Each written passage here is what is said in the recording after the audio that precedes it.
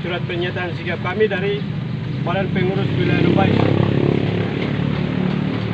Badan Pengurus Wilayah Numbai, Komite Nasional Papua Barat, alamat Jalan Makohuber Kamorker Waina, West Papua.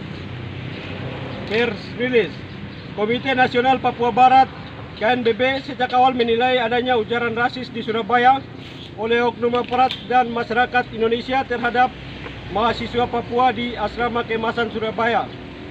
Situasi dan konflik rasisme di Indonesia dan Papua merupakan upaya konspirasi politik oleh elit pejabat Jakarta untuk mengamankan kepentingan pribadi dan negaranya. Maka dampak dari itu mahasiswa bersama rakyat West Papua secara spontanitas melakukan aksi demo damai di seluruh tanah air Papua Barat dan juga Indonesia sebagai wujud penolakan ujaran rasis yang dilontarkan oleh masyarakat Indonesia sejak 16 Agustus 2019 di Asrama Keemasan Papua Surabaya, Indonesia. Aksi demo damai anti rasisme secara spontan dan besar-besaran terjadi di tanah air Papua Barat dari Sorong Almasu sejak tanggal 18 sampai dengan 21, dilanjutkan 26 dan 29 Agustus 2019 tanpa ada upaya konsolidasi oleh organisasi tertentu maupun oknum siapapun, melainkan terjadi aksi spontanitas massa. Pasca terjadinya aksi massa, komplotan elit negara kolonial Indonesia di Jakarta melalui Kapolri Saudara Tito Karnavian mengeluarkan pernyataan sepihak atau sesat atas nama negara dan memvonis bahwa pelaku rasisme bukanlah masyarakat Indonesia yang jelas-jelas menghujat seperti yang tertangkap kamera lalu viral di seluruh media sosial, tetapi justru dituduh kepada orang Papua Barat yang jelas-jelas korban dari ujaran rasisme tersebut.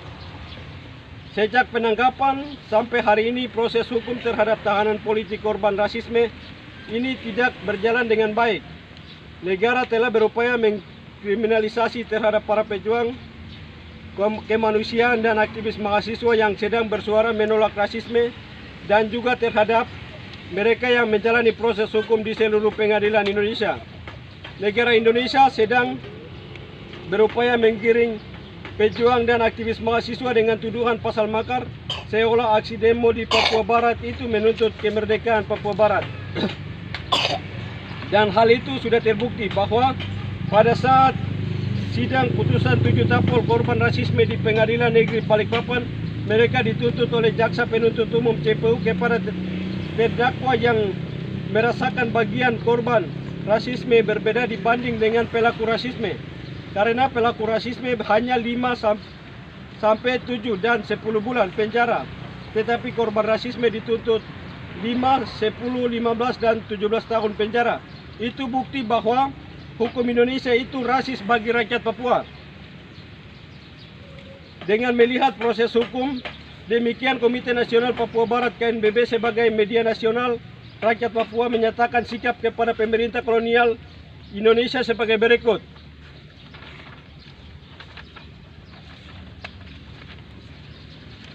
1. Menuntut kepada Presiden Republik Indonesia Joko Widodo segera bebaskan semua tahanan politik korban rasisme di seluruh Indonesia tanpa syarat. 2.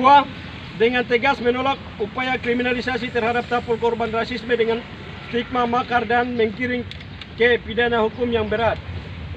3.